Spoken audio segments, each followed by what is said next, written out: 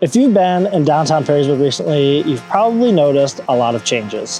What people don't realize is this was just phase one of an even larger downtown revitalization project. I'm Logan Guy with Danbury Realtors here in Perrysburg and the Toledo metro area.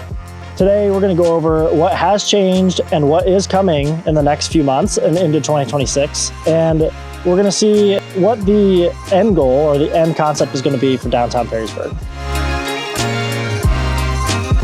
I'm here with the Perrysburg City Administrator Joe Fawcett. Thanks for being here today. I'm going to jump right into it. What was the original goal of the downtown revitalization project?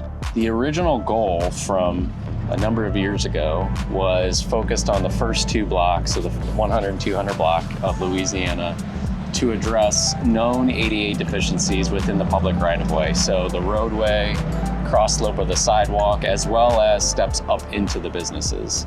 I got on board, came on board with the City of Perrysburg in 2023, and it was pretty obvious at that time that the project was not taken or received very well within the community. I don't think people truly understood the connection of what needed to be done or why. So we did what I think all governments should do, which is take a step back and assess the situation.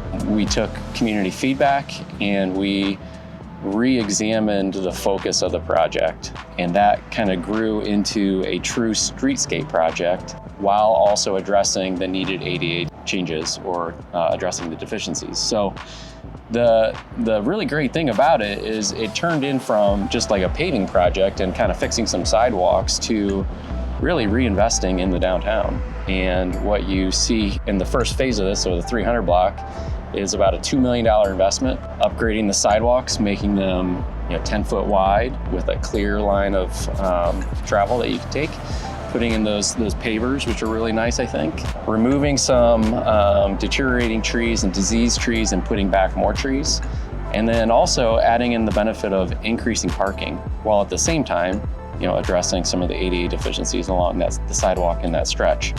So the next phase of the project is another about $4 million worth of improvements. The improvements in the first two blocks will largely mirror the 300 block, with the added scope of some sloped walkways. So small, they're not like massive ramps, but like a gradual sloped walkway into the various businesses in the downtown. The treatments that were chosen are meant purposefully to try to complement the historic nature of our downtown. And I think one of the neatest things is all of this is being done with existing tax revenues at no added cost to the businesses. So while the construction will certainly prove, be a challenge for businesses to live through, it's not being added on by a front footage assessment or any of that. So a true reinvestment, new traffic poles, new street lights, more parking, more trees, reinvesting in the brick banding that you saw and kind of expanding on that, creating ample space for the special events within our downtown, like the Farmers Market, Boots in the Burg, and those sorts of things. Great, that's awesome. As you walk through phase one, you can see there's a big difference. There's a lot wider sidewalks. They've redone a lot of the landscaping, got these planter boxes. They're gonna be putting up new street lights. It just is a much more inviting place for everybody to come downtown and enjoy and patronize all the businesses down here. What would you say the biggest improvements from phase one were to you?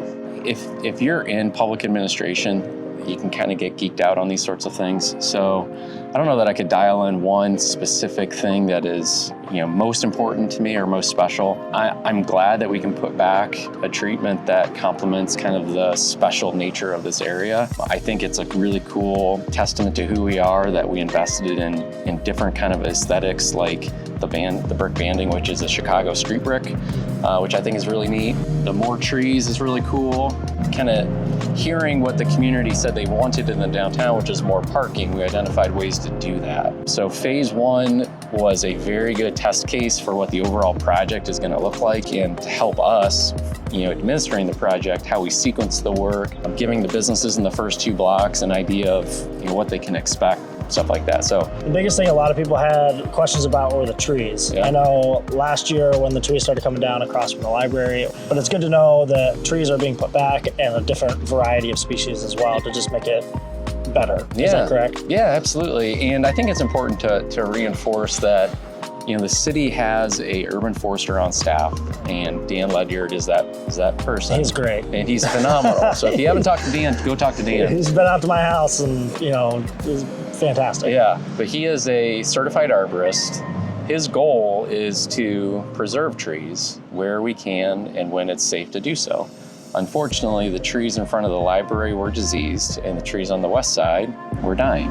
And the same is true for the first 2 blocks. So the decision to remove the trees was largely driven by Dan's assessments, but we involved the Street Tree Commission as well to get their perspective, and actually went tree by tree in the downtown to assess the health of the trees. So that kind of drove the focus as it relates to the trees. But putting back some plantings and something to soften up kind of the concrete and the brick was an important design feature. Absolutely. And again, this was just phase 1. So as we transition to phase 2, we're going to build on what the city has already done and see all the changes they're about to make.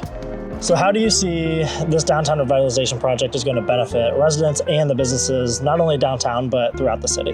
Yeah, that's a great question. The project in its entirety, which was influenced and shaped by our community, which included residents, businesses, property owners, and just general visitors of the downtown. It's a $6 million investment using existing tax dollars, no front footage assessments. Think about somebody in a wheelchair. You come downtown with a relative who has a mobility issue, and they can't get in the front door of an establishment.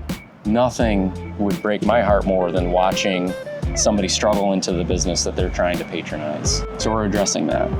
We're increasing the overall number of parking within the downtown, making it easier to do business in our downtown. Widening the sidewalk, making clear lanes of travel within the sidewalk, giving space, logical space for some of the more special events within our downtown, the farmers market being most certainly one of those things, as well as upgrading needed changes to the traffic poles, the street lights, the pedestrian signal poles, the brick bands.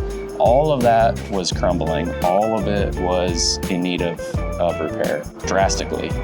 The last time the city did any sort of project in the downtown was probably 25 years ago. So it's time. And it's time to put back something that I think the community is going to be proud of for the next 20, 30 years. So for the businesses, this is an investment. You have a really cool, classy, charming downtown. You can set up shop, and it's a good, easy marketing tool for you.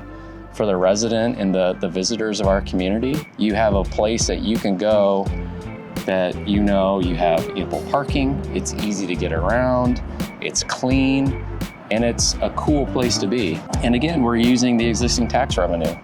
So this is certainly coming at a cost, but it's not an additional cost. So I think this is something, this time next year, the community is gonna look back and say, man, that looks really cool. I mean, I'm glad that the city and everybody in our community came together to make this happen. Absolutely. So this is where phase 2 comes in and how all of the changes are going to affect the community and the events downtown. Things like the farmers market and like Boots in the Berg and all the other events that we love and know all year. How will this impact the farmers market coming this spring and through the summer? So the city made a commitment when this all started that we would do everything in our power to keep the special events in the downtown through construction. And I'd like to think that we have held to that commitment. The farmers market will remain in the downtown this year. It'll look a little different, but I think it's going to be a neater kind of experience too. For the first portion of phase 2, which is really from now to about June, July-ish, construction is going to be on the east side of the street. While that is occurring, the road will be southbound only. On Thursdays, Louisiana from the tracks to Front Street is going to close, and the farmers market is going to occupy that western portion of the street.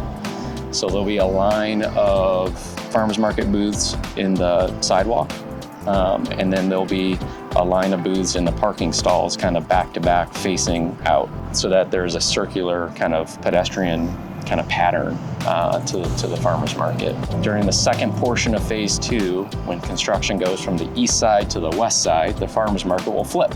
So when construction's on the west side, the farmers market will be on the east side. But I'm thankful for the city's partnership with the Chamber of Commerce to figure this out and see how we can do this. I'm thankful for the city's team kind of problem solving through this, the lens of not just how do we construct the project, but how do we do it minimizing the impact on businesses? How do we do it in a respectful manner to ensure that we continue to encourage people to come down here and patronize our businesses and that sort of thing. That'd be a good relief to a lot of people, because I know that was a lot of the questions I've been getting are, well, what's going to happen with the farmers market this year? Are we still going to be able to go? I'm like, yes, but hearing it from you just makes it so much better, and people are really going to understand that it's not going to really change that much. It's just going to look a little different this year. It's going to look a little different, and one thing I've been telling everybody is we'd be foolish to ignore the fact that it's going to be a little annoying getting down here, and we get it. That's okay. We're putting together some plans to make it clear for people to know where to park, where to walk, how to get from point A to point B. This will be a challenging event, but I think it's one that our community is up to.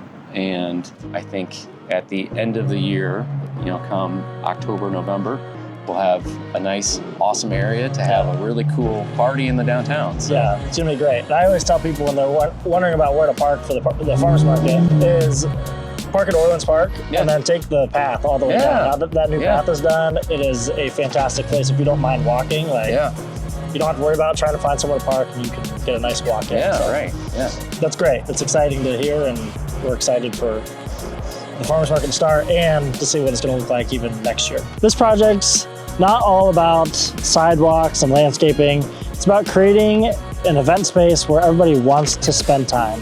You can come downtown, you can grab coffee, you can go on a walk, you can enjoy all the shops.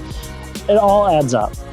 What excites you the most about the future of downtown Perrysburg? The way that this project and the streetscape kind of elements are going to influence and allow for different events in the downtown. A really neat kind of thing that I failed to mention previously is the reason the brick banding is as wide as it is, it's because it's purposely set to accommodate a 10 by 10 tent for the farmers market.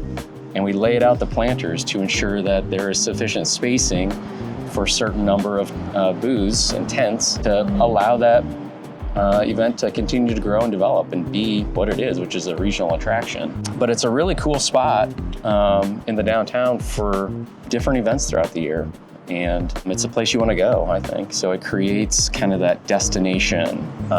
You kind of hear the buzzwords of place making, destination making, that sort of thing. And I think this does that. So downtown Perrysburg has always been one of the most unique places in Northwest Ohio. And seeing what this revitalization project is going to do to keep its character and its history is going to be super exciting. Follow along for any updates that are coming in the future and what the final project is going to look like at the end of this year. If you had to summarize the downtown revitalization project in one or two sentences, what would you say? I would say the downtown revitalization project is a true revitalization project. It is a reinvestment in our downtown, one of the most special places of our community, while addressing known issues, allowing people, anybody, to patronize our downtown and enjoy the cool amenities and the feature that is Louisiana Avenue from Front Street to Indiana Avenue. I'm Logan Guy with Danbury Realtors. Give me a call if you're looking to buy or sell in Perrysburg or the Toledo area.